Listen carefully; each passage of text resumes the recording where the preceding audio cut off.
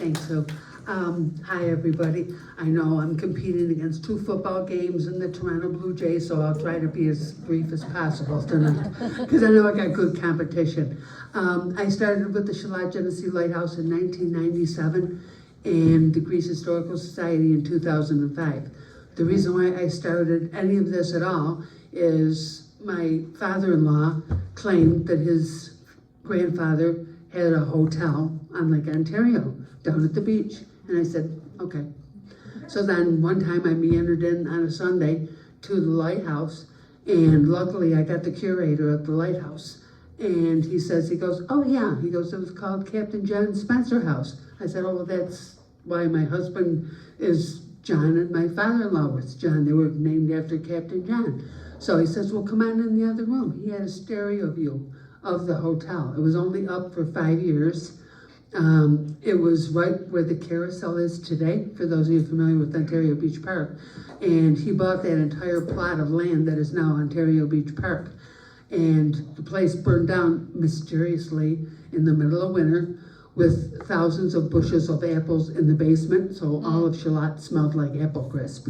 So that's my story, and I'm sticking to it. But that's how I got started on this, and then I wound up doing genealogy and Greece Historical. The last 2 books that we've been doing are the pioneers, anybody who was in the town of Greece before 1872. We've researched them, and believe it or not, when we tell people, save your pictures, write the names on the back, give it to your kids, give it to the Historical Society if your kids don't want it. We found some of the most prominent people in the town of Greece did not save anything. We got a lot of the stuff from Idaho, Wyoming, and Michigan. And we've got, in fact, the most famous one is, everybody remember Buckman's Dairy? The Buckman family, nothing here, absolutely nothing. We got that from a woman in Michigan, right down to, she had the pictures of the cabbage patches and the houses, so we could match that with what we had in our records and, talk about that. So like I tell everybody all the time, sometime on deaf ears, save it, give it to somebody so that it outlasts you, so for the next generation. So this program I devised because my mentor was Bill Davis. For those of you who remember him, he started the Genesee Lighthouse Historical Society. He was a mechanical engineer. After he retired from Kodak, he started canoeing up the Genesee River, and he said, what a beautiful place this is. And nobody much paid attention to the river. Most of you who've seen it, it's brown most of the time. If you're lucky, you get 3 or 4 days a year when it turns green like a river should be. But, it's not that appealing until you get to something like High Falls. So I started this because Bill had gone to Gold, Pennsylvania, and there he is on the right-hand side. He's straddling the beginning of the Genesee River. So this picture was always in the lighthouse. It fascinated me, so that's what started my trek about doing the history of the Genesee River. And on the left-hand side was what John Kutchko did. He did the pictures about the headwater. So he's basically in the same place. So the Genesee River travels north, one of the few rivers in the world that does travel north, and it goes through the Mount Morris Dam on its way to Letchworth Park. And there it is, Letchworth Falls. And then I skipped basically right to downtown Rochester. So it went under the Broad Street Bridge, which was the original Erie Canal. As you see, that's the old picture on the top, and a modern day picture on the bottom. That's the one that they're talking about doing the subway bed and making it a tourist attraction over the next few years. Yes? Do you think it's okay to dim the lights? Oh, she just did, good. Oh. That's perfect. No, a little Is bit that of okay? ambiance. Is that okay? Thank you. Okay, somebody get the wine out. I'm sorry. When it gets that dark, I get all excited. Okay. So now, this year, as everybody knows, we're celebrating the anniversary, the 200th anniversary of the Erie Canal. And in fact, today, where is it? It's on its way to Kingston tomorrow. And they're going to, the replica Seneca Chief is going to be traveling all the way to New York City and dump the water just the way they did 200 years ago. Downtown Rochester, this is the old Lawyers Co-op building, now bought by Constellation Brands.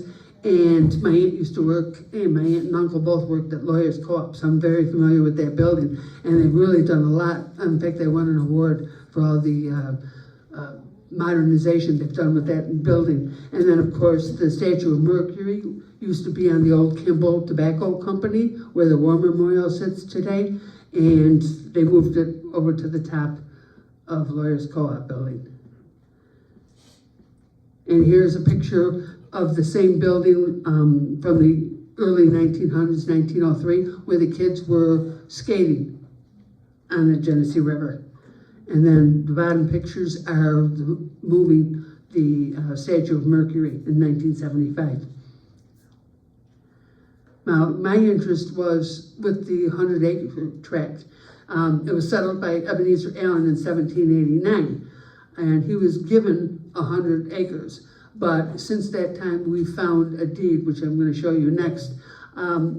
He was given the acreage in order to build a sawmill. And the agents who gave him the land were William Walker, Caleb Barton, and Benjamin Barton, the two brothers. Well, Benjamin Barton rang a bell with me, doing research on the history of the people who lived in Charlotte. Benjamin Barton married Agnes Latta. Everybody knows Latta Road? Okay, Sam Latta was the father. He was the head of the Port of Rochester, the very first port of the Genesee, and he and his father bought 1/8 of the land west of the Genesee River. So basically, most of the town of Greece eventually, and they sold it off. But when I went to Lewiston, I was looking up the Latta family research, and there is a Latta family that's still in existence today. They have I think 16 or 17 branches all over the world. They still have a website, it's fabulous. They asked me one time to come and do a talk in Niagara Falls for their yearly meeting, and I met people from Saskatchewan and down from Latta. I think it's North Carolina, not South Carolina, but wonderful people, and I gave them the history of the family that settled in Rochester. But one of the things I did was I took the people to Lewiston, because that's where Agnes Latta sat, and lo and behold, the guy was from Rochester, and he goes, oh, we've got a couple of portraits. Nobody's ever asked to see them. I said, well, could I see them? Here they are. They are just gorgeous, absolutely in pristine condition, because they've never been on display. They're at Lewiston, and this is the only picture that we have of Agnes Latta. And sure enough, that's Benjamin Barton. So what he did was, this is the original deed, which was found, it's now in the city historian's office, saying that Benjamin Barton sold 100 acres for 500 British pounds. But nobody has a record of any money exchanging hands, so we don't know what the true story was. When we come to downtown Rochester, the Genesee travels over 3 different falls, and anybody's ever gone to the Genesee Brew House, you sit out there and just watch the Genesee Falls. In fact, last week there was hardly any water going over it at all. I don't know if anybody was down there, but absolutely no water was going over that thing. I don't know if they blocked it off at the dam or what was going on, but usually I'm used to gushes of water coming over that. So then we come north to Driving Park Avenue, and that's where the old villages of Carthage and McCrackenville were.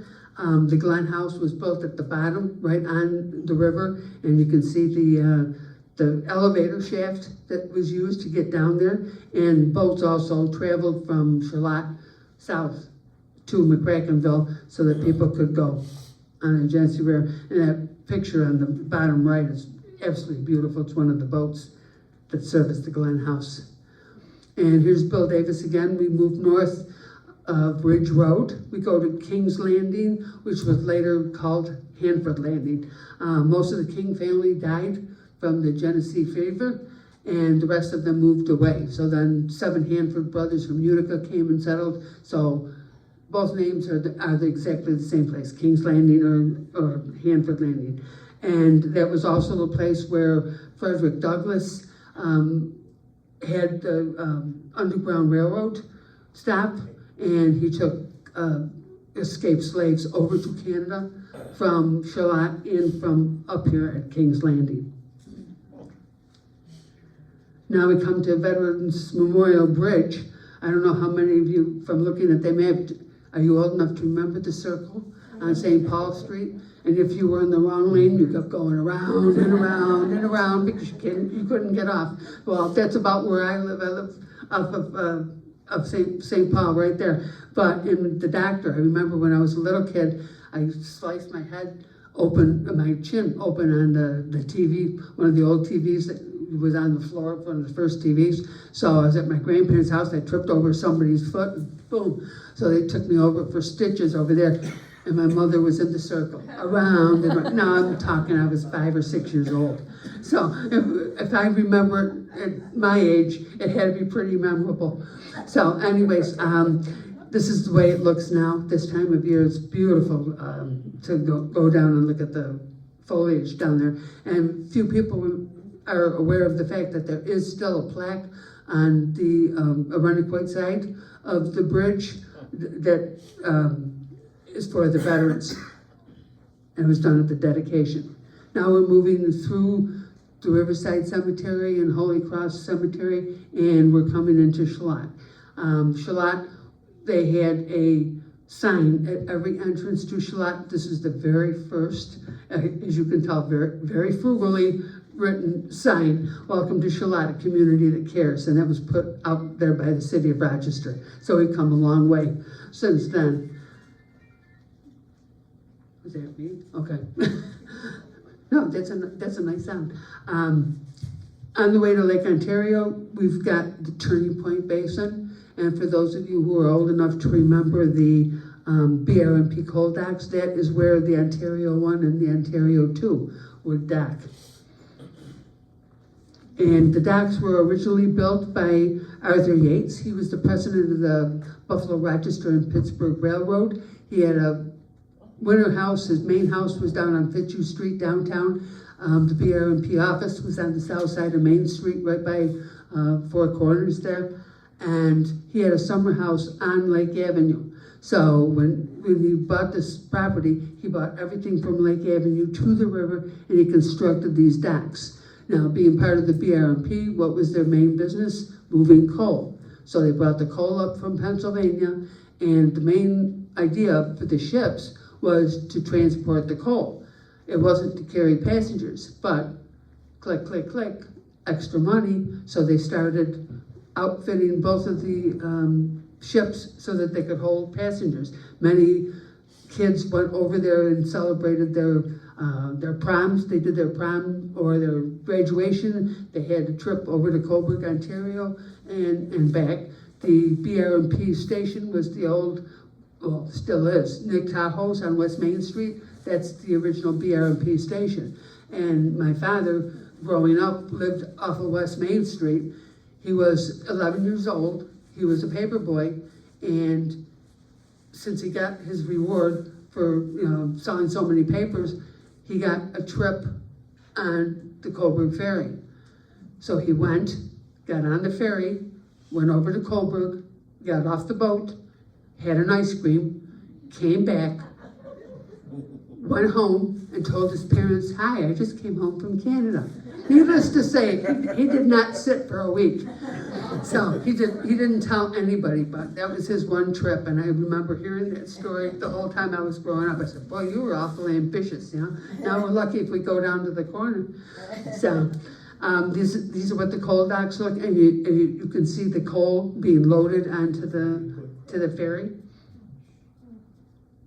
And this continued right into the 1970s when it was taken down. Here's the Pinedale being loaded in the 60s. And here's a picture of both of the ferries. Ontario 1 was 1907, since it was so popular, and when they started putting the people on, they built a second boat, and in 1915. The last trip was April 10th of 1950. So after that, everything, basically, there was nothing done. I mean, the docks weren't taken down until the late 70s. Nobody did anything. So Bill Davis was one of the first people who proposed, why don't we turn this into a park? And it was a turning point for not only the village of Charlotte, which was now part of the city of Rochester, but it was a turning point for everyone in the area because of the basin. So he's the one who originated. It was originally called River Romance. Now it's called Rock the River. So we just had that. We have it every year in October, and it's celebrated. And he's the one who started it. I remember going to meetings in the 80s when they said, what do we do with this river? Do you think we could do something about it? So everything that's happened over the past 40, 50 years is as a result of Bill Davis lobbying for doing something. And then his biggest achievement was getting the Riverway Trail built. And this is a picture that I took when we did the groundbreaking ceremony in 2005. And here's a picture of Lois and Bill taken at the lighthouse.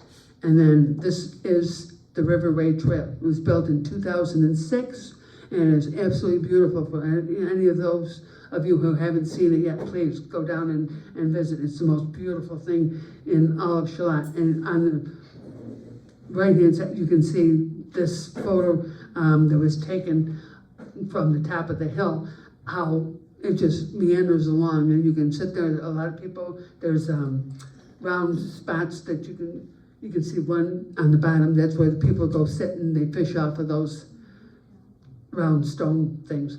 And then we did an overlook. When they were building the Aurora Bridge, they were going to tear down the Stutson Street Bridge, and they said, well, we should do something to honor Bill Davis and all of his contributions to this part of Rochester. So we designed the overlook. That's the design actually on the left-hand side. And then it was dedicated. We had a big ceremony. Hottest day of the year. We had a tent. Nobody could breathe. It was terrible. It had to be like 95 degrees that day. It was a memorable day, but not for the right reasons.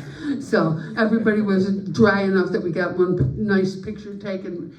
This was, Joe Robach was state senator at the time. We've got Fred Amato was the Monroe County legislature for the area, and we got Dave Shantz, who was the supervisor of the town of Rennequoit. So everybody attended it.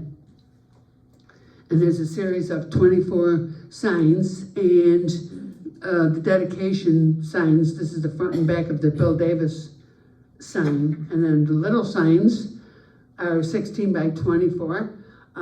Fred Amato and his wife are on the right-hand side, and Jack Foy is on the left. He fought in the Battle of the Bulge. Many of you have seen him. He did when they threw the flowers out for, December 7th, Pearl Harbor Day. He was always there. And then as the guys got in their 70s and 80s, they did it over on the Rennequoit side from the Rennequoit Yacht Club. But Jack Foy just turned 100 years old last week. Still going strong. So, and he designed a couple of the pictures and gave us the pictures. That's why Fred and Jack are in that photograph. So there's a design pen and ink drawing that the lady at the library did for our overlook. And there's a picture of one of the signs. So we covered everything from the lighthouse that was there to boat building to the people that lived on the river to the Underground Railroad. And, it's been up there since 2005. I throw this in just for kicks because this was the first street light in Charlotte. And it was because of the Stutson Street Bridge being built, so much traffic, so many cars, 14 cars an hour. So they thought they needed a street light. So there it is. And it is right at the corner of Stutson and Lake Avenue. In fact, that building on the left is still there.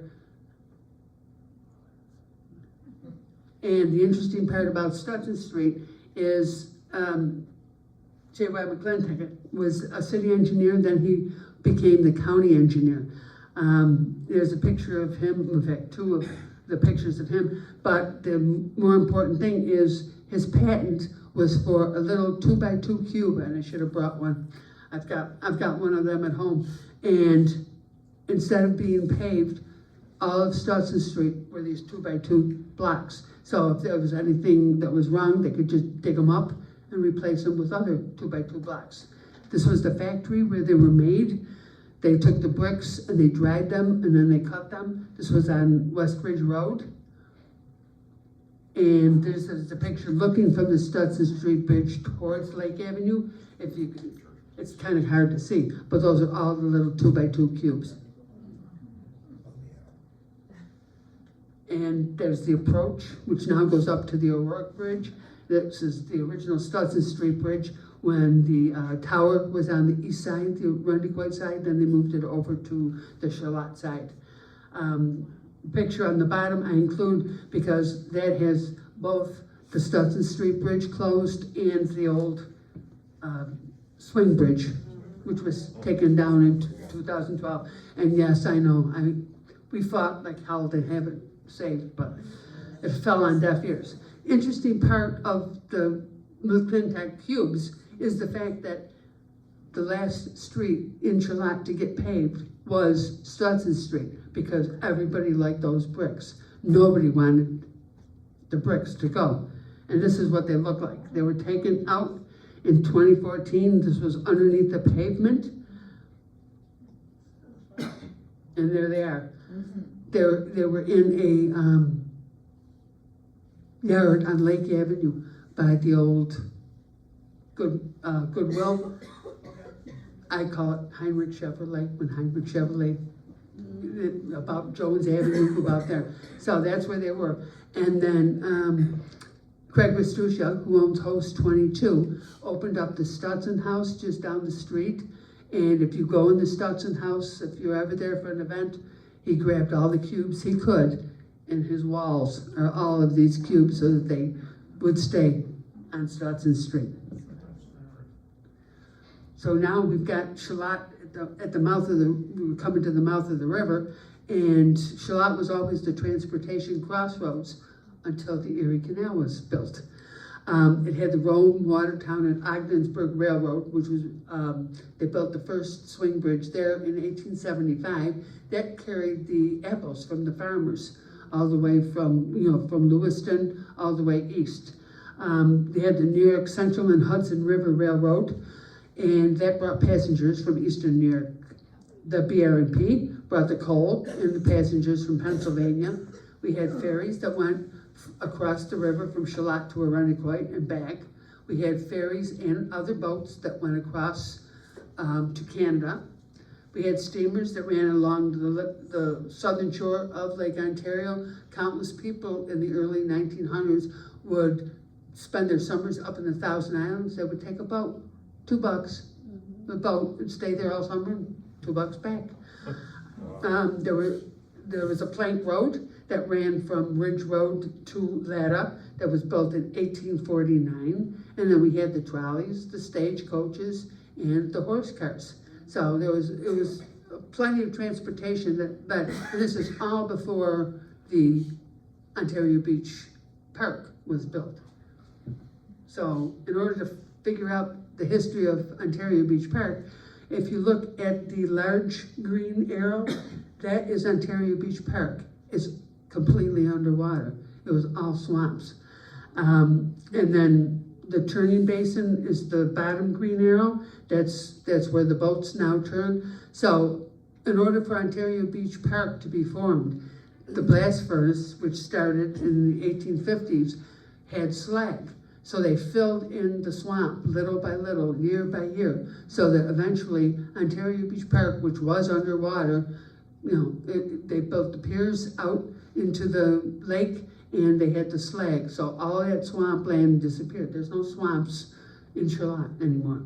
So the interesting part, and the reason why I put this map in, is not only is it the earliest map of Charlotte, Bill Davis went down to Bath, New York, to get a picture of this map. Luckily, I snagged it, because when I went down, probably 20 years ago, this map does not exist anymore. Nobody can find it. And I says, well, we took a picture of it, here it is. So we gave it to them, because it was there originally, and somebody just, probably was in a tube and somebody threw it out. So, and this is a priceless piece of history because it's got all of the landowners for all of Charlotte. So, in 1829, the first pier was built, and it was on the west side, followed by the one that was on the Rundequoit side. So between the two of them, that's what, little by little, we got the shore, the lake shore, from that swamp. And the interesting part is that one piece right there on Stutson Street where those cubes were, it was owned by Erastus Spalding. One day I'm scrolling through looking for stuff at the Historical Society, and I'm on eBay, and lo and behold, there is his Masonic medal, which he had made for himself. His name is engraved on that medal. I called up, there's a Masonic museum, and I called them up. I said, hey, do you know this is on eBay? So I looked several years ago. In fact, you can go on there and look at it today. There's one silver and one gold. They bought it. So it's been saved. And he lived here, he had the first hotel, and he also built ships, or I should say boats. So he had the first boat he built with a man from Penfield who came down the river. So they had these boats. During the War of 1812, everybody got out of Dodge, they went south, and we were invaded 4 times during the War of 1812. So Erastus had his boat destroyed. This Journal of the House is from 1814, where he's trying to get the money back from the government for everything that he lost during the War of 1812. Well, I started doing the genealogy of the family, followed them. All the kids went to Lewiston, where they had there's huge burial grounds there, which tons of Spaldings are buried in. But then when I started doing the rest of the genealogy of the family, lo and behold, who do I come across? But Catherine Hepburn is his 5th great-granddaughter. So I thought that was kind of interesting. So then we come to the lighthouse. It was originally built on the hill in 1822. Then what happened was the lens was taken out of it and brought to the pier light, which is the black and white that you see on the right-hand side.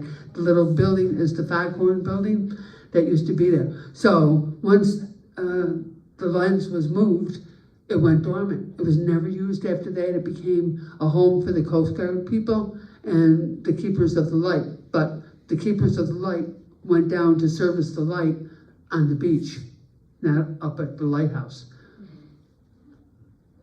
So now we come to the mouth of the Genesee River, which technically is Ladder Road to the lake. And on Ladder Road, the building is still there. It was the original Customs House. These are the 2 photographs we have of the Customs House at the corner of Ladder and River Street. It was the original Customs House, but it was also merchants. So there was the Allen Brothers. They had a store, a grocery store on the one half of it.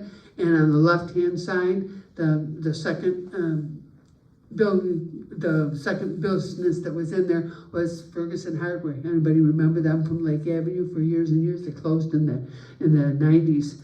So, but that was the original spot where they were located. Eli Upton is an interesting character. His house is still in existence. If you ever go down Lake Avenue, 363 Lake Avenue, his house is still there. It's buried between 2 apartment complexes. It's the only house that's left there. Why they've left it up, I don't know, but it's still there. And the reason why I brought him up is his tie to his father, James Upton. James Upton built a house on Ridge Road, which some of you may be familiar with. It's Ridgemont Country Club today. So when you go into Ridgemont Country Club, there's the picture of James and his wife hanging up over the mantelpiece. So the second Customs House, which the government actually paid to build, they rented the one in Joshua Eden's building, but they paid to build this one. This house is still in existence. It's 385 River Street, and you're looking, going down the hill, and there's what it looks like today. Then we come to 2 places that don't exist anymore. The old Miller Boatyard and the Charlotte Marine Company, which is the second black and white photo. Miller Boatyard, he built and serviced a lot of boats that came in and out of Charlotte, and the Canadian ones too. A lot of the people that were mariners worked for one or the other of these places. And then we come down to the blast furnace, which was built in 1868. As I mentioned before, they're the ones with the slag that filled in the swamp. And that's the original building as it looked on Lake Avenue. And then later on, you get all of the stacks that were built. They poured the molten metal, and then they loaded it on ships, and it was basically pig iron. So that was the number one business in the town of Greece for many, many years. And the thing I always remember is once Ontario Beach Park started, talk about the EPA, right across from Ontario Beach Park, just fuming black smoke. A lot of the people died from black lung that worked in that blast furnace. So here's the size of the furnace. You can tell from the scale of the people standing next to the furnace how big it was. And then this is the second photo is taken from the Arundequoit side so that you can see. The blast furnace was owned by many people. The last people that owned it were the Corrigan McKinney Company, and they were out of Cleveland. So they shut the place down in April of 1927, and there were 200 men that were put out of work that day. So the 16 acres were sold to the city of Rochester. All the city of Rochester wanted to do was put in a terminal. They really didn't care too much about Ontario Beach Park. That came in a much later time. Here's what it looked like. The Genesee River is on your left-hand side, so you're looking south. That's the Lake Ontario at the bottom of the photograph. And the Sea Breeze, the Breezer, it was the name of the roller coaster that ran right there by the lake. And these are some priceless photographs that I was rummaging one day down at City Archives, and they said, well, if you're interested in history, you want to look through this box and see if there's anything? There's an entire box of photographs. Every single one of them was dated and marked about the building of the port terminal building. For many of you that remember the old original terminal building that's down there, I'm going to show you a photograph of it. But every single thing was marked down, and they came and took pictures almost every day. So I'm talking, probably there were 300 pictures, so I chose a couple of select ones. This first one shows you're looking towards Arundequoit, and it shows a swing bridge on the right-hand side. Here's the newspaper article that they were talking about the design for that first terminal building. And then this was the Harbor Advisory Board that was created.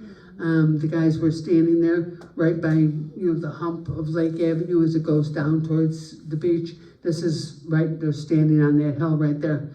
And all these photos are from the city archives, but they're beautiful snapshots. There's that hump today. That bottom photograph shows that hump that goes over Lake Avenue. That water tower on the left, there's now a high rise on that side of Lake Avenue. So this is the perspective that you're looking in. The railroad, the RW&O, ran underneath Lake Avenue.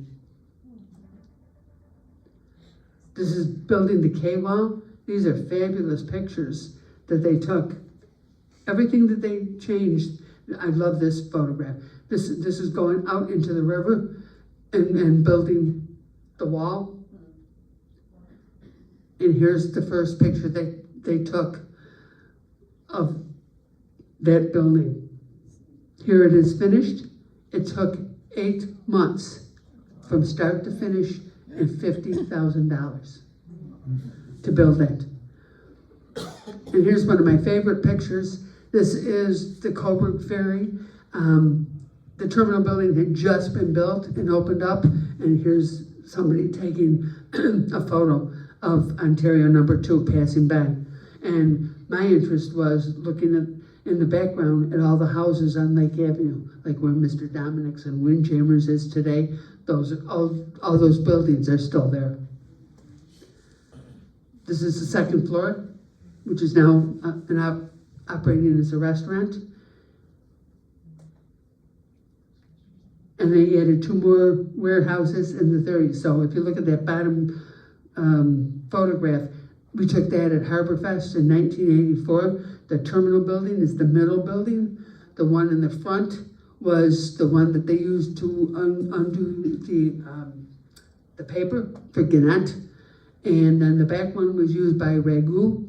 So they stored all their stuff. And then the Ontario Beach Program Committee did the dances in that far building, on the far south building. And the other 2 were basically ripped out. One became a marina and the other one became a parking lot. So there's a picture of the building where the 2 have been removed, and what you have today is that beautiful marina. Then one of my favorite shots was given to me by Benny O'Brien. His father went up in a Piper Cub and took 2 pictures of Charlotte. And this is, you can see how many trees there used to be in Ontario Beach Park. But you can see Lake Avenue. If you look in the parking lot, every single spot is taken with the cars. There were lighthouses on both piers. We had Big Red when I was growing up, and that foghorn would wake you up from the dead. I lived on the cheap side of Beach Avenue, probably a mile from the park, and that lighthouse. And honest to God, when it was bad in the middle of the night and the windows was open, it was loud. It would wake anybody up. Then there was another lighthouse on the Arundequoit side, which very few people remember because it was taken down in 1947. The picture on the bottom, many of you remember that about 5-6 years ago, I got about 10,000 pictures from the Odenbachs. So I did several programs about our Odenbach, the factory down there, and this was one of the pictures. This was the very last picture taken of that lighthouse, because I had the date. The only reason the lighthouse is in it, they were taking a picture of their boat. And that's the only reason why the lighthouse happened to get in that picture, but it's priceless because there are very few pictures of that. Everybody has seen every picture of the Somerville Lighthouse. This is one that belongs to the family, and it's the only time I've ever seen anything that interesting. Another interesting thing that happened in the Genesee River was in 1892, there were a bunch of replica ships that came to the port, and they were reenacting Columbus's voyage. So there was the 3 ships, and the broadside on the right-hand side was saved. I used to be the archivist for Charlotte High School. I found that in the archives of Charlotte High School. Somebody had donated that. It's from 1892. Now we talk about the ferries that went across the river. This is the ferry boat Windsor. We're looking at Ontario Beach Park from the Arundequoit side, and where you see the red arrow is a baseball stadium, which very few people remember.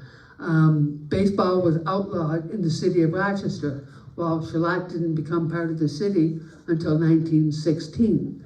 So before that, if they wanted to play baseball, they came down and they played in the stadium, which was built by the people that built the park. So they owned it and they charged admission. Very few pictures of the inside of the park. We've got pictures of the baseball teams that played there, but no pictures of what the inside of that park looked like. So this is the only picture that we have of that stadium. And before the Windsor ferry, there was the HMS Pinafore.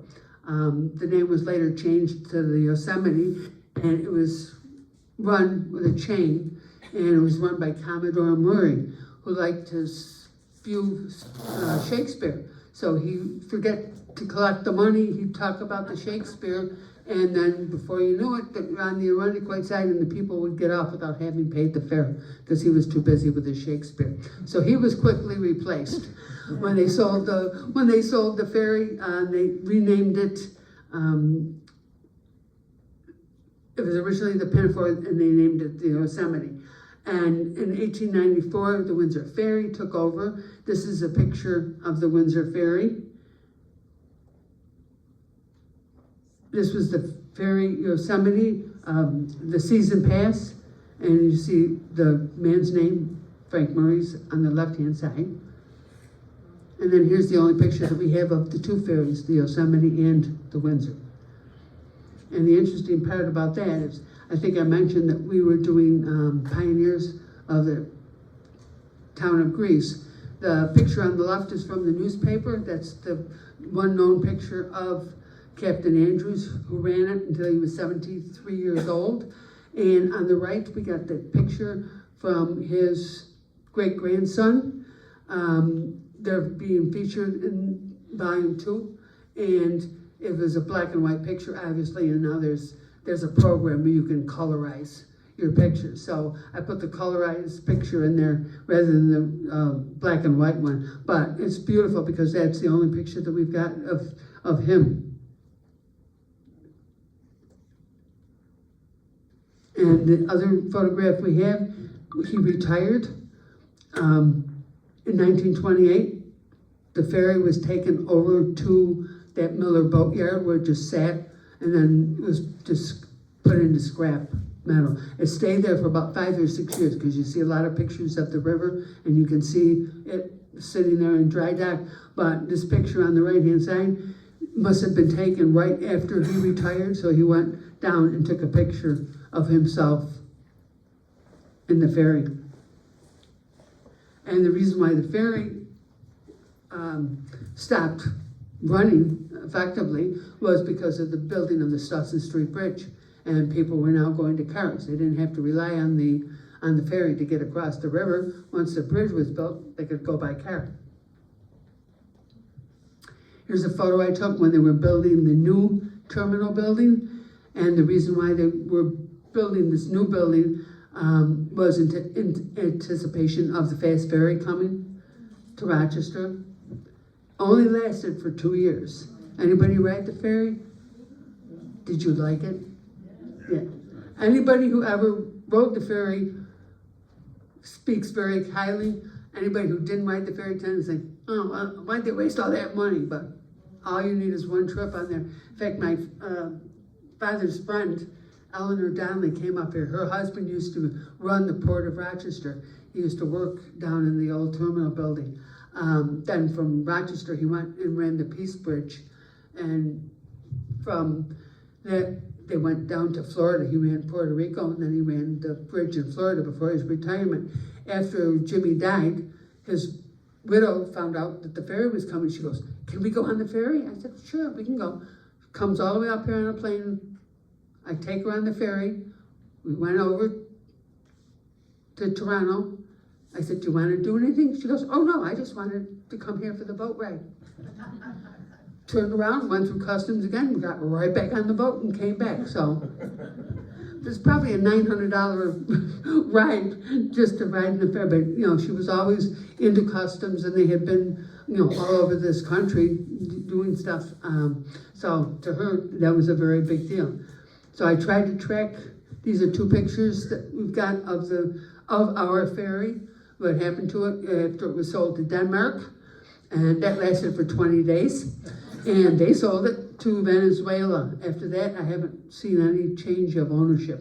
Yeah, so as far as I know, that's where it is. But it used to go, the first people that had it, was a German registry, and they used to take it from the Straits of Gibraltar over to Morocco and back. So why that didn't work out, I don't know, but that was a wonderful way to use that ferry. And then for those of us who remember the Harbortown Belle, that was launched in 1995 and built by Al Gilbert. That's the little old man that you see over there pulling the ropes. Worked on there practically till the day that he died.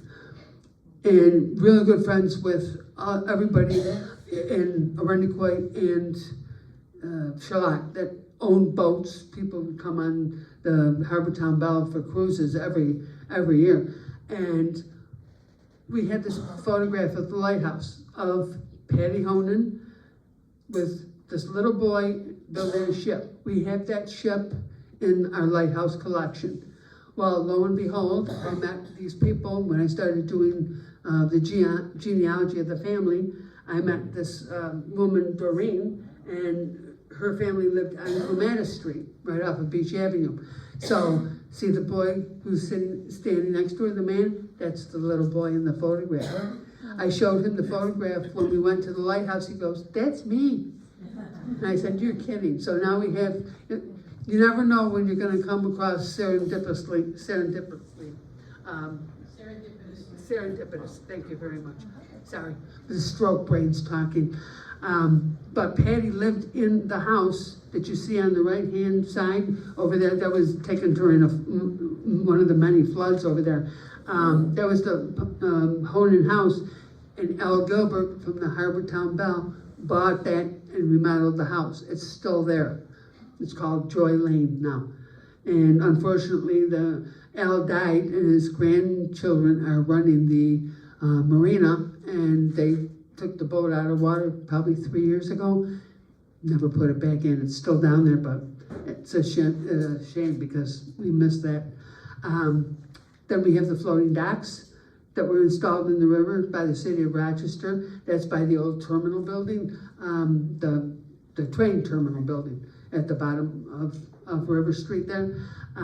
City paid for that. And we have the two swing bridges that cross the river. The one on the top was the original one that was built in 1875, and the bottom one was built in 1905. And we're very lucky to have that in a closed position to take a photograph of it. Then we have that nasty Stutson Street Bridge that caused all the problems with the ferries. This was built in 1917 and demolished in 2004.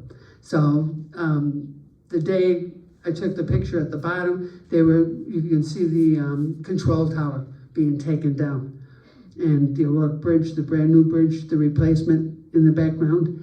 And this was given to me by the city engineer. They had an aerial taken of both bridges. So this is a priceless photograph that you can see both of them at the same time.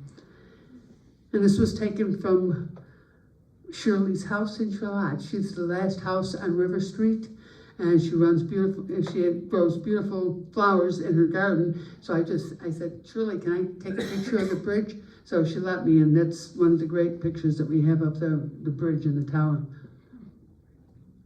So you had a number of boats that ran up and down the Genesee River. The key locks was actually built over at the Miller Boatyard, that bottom right-hand side, and it was kept over at the Rochester Yacht Club.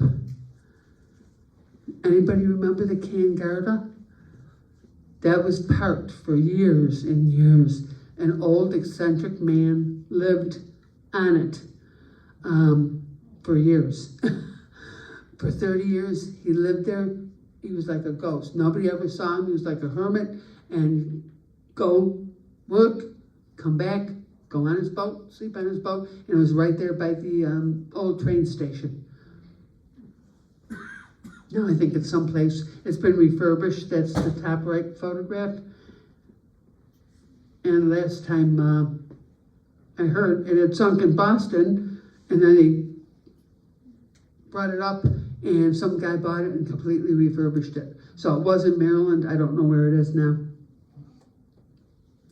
So when we come over to the Arundequoit side of the Genesee River, we have the life-saving service. And they moved between Charlotte. They had a place in Charlotte, then they'd build over in Somerville, back and forth and back and forth. These were over one of each. The top one is Charlotte with Captain Doyle, and the bottom one was Captain Gray, and that was over in Somerville. We've had displays at the lighthouse about these. These are the men who worked on there. And if you look on this 1894 map, the red arrow points to the yacht club. The yacht club used to be on the Charlotte side in front of the blast furnace. Then the blast furnace people said, "No, we're not gonna charge you rent anymore, we want you out of there. So they went over and built on the Irondequoit side, and that's where they've stayed ever since. In terms of the yacht club, same thing. It started over, the picture on the left was when it was moved over to Irondequoit, and that was the third clubhouse. And the one that's there now was built, that's a fourth clubhouse, and that was built in 1922. And it just celebrated its 135th anniversary. There it is in front of the blast furnace on the Charlotte side. The Coast Guard station. The Coast Guard was established in 1790, and there was also a revenue cutter service and a life-saving service. So all of that was combined into the Coast Guard, and this building that's there today was built in 1939 when the lighthouse service became part of the Coast Guard. This is a building that I don't remember, it was before my time. The Naval Militia Building was over on the east side. These are also photographs that were from the Odenbach collection. So they're really some good pictures. I've only seen a couple of postcards of the Naval Militia Building. And there's a close-up of it. And then the picture of the tugboat that the Odenbachs built. That's Charles Odenbach in the front of that.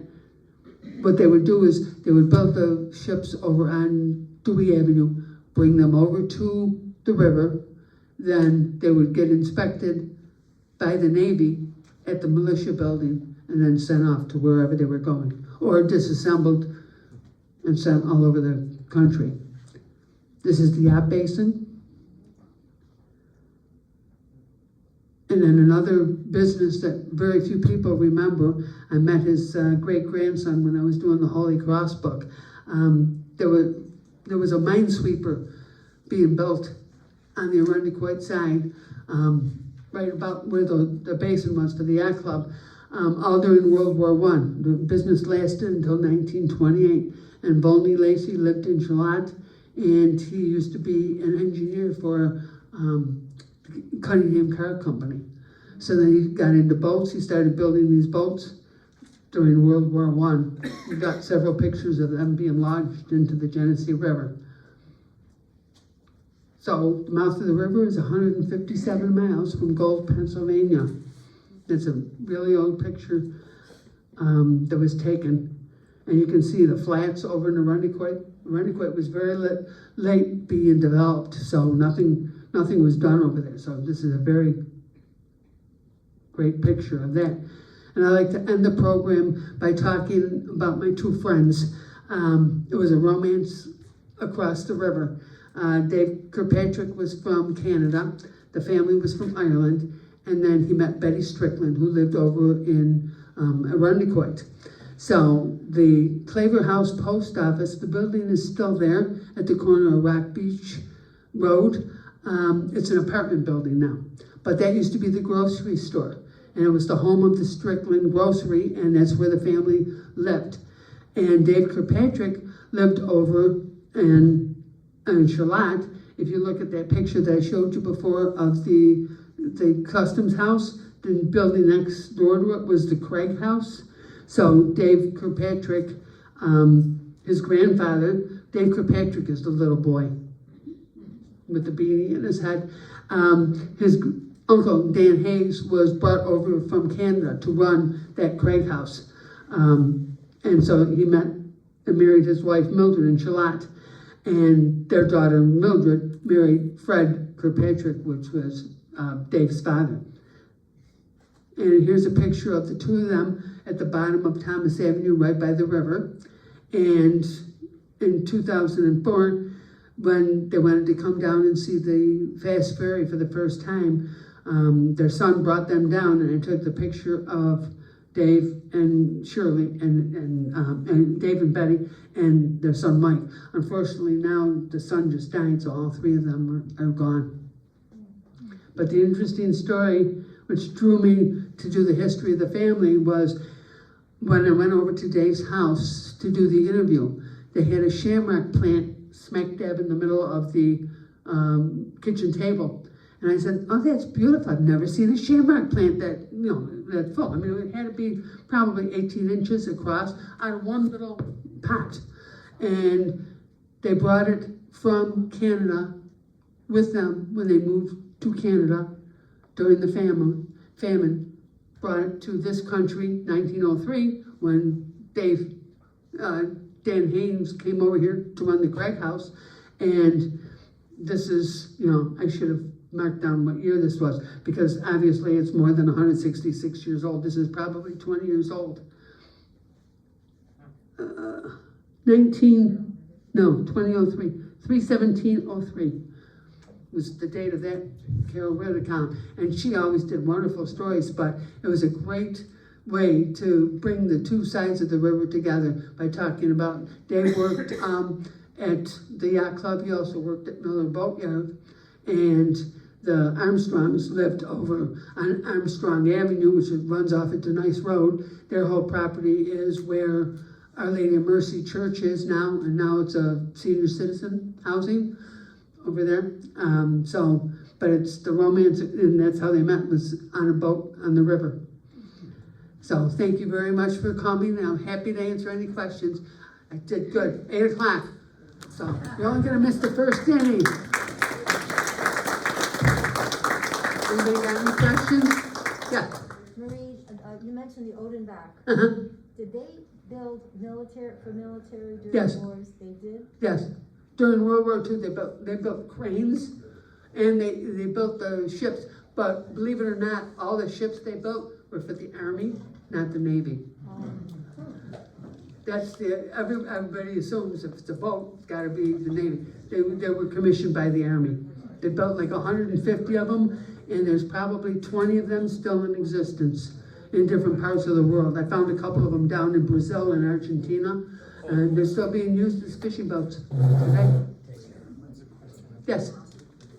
You mentioned Catherine Hepburn being 5 times great-granddaughter of someone. Erastus Spalding, the guy who lived on the corner of Stutson Street. Spalding family almost to Lockport at some point. Yes. Was he born in Lockport? I'm just curious because I was born in Lockport. Well, the son moved the family, so the son was full grown. If you go to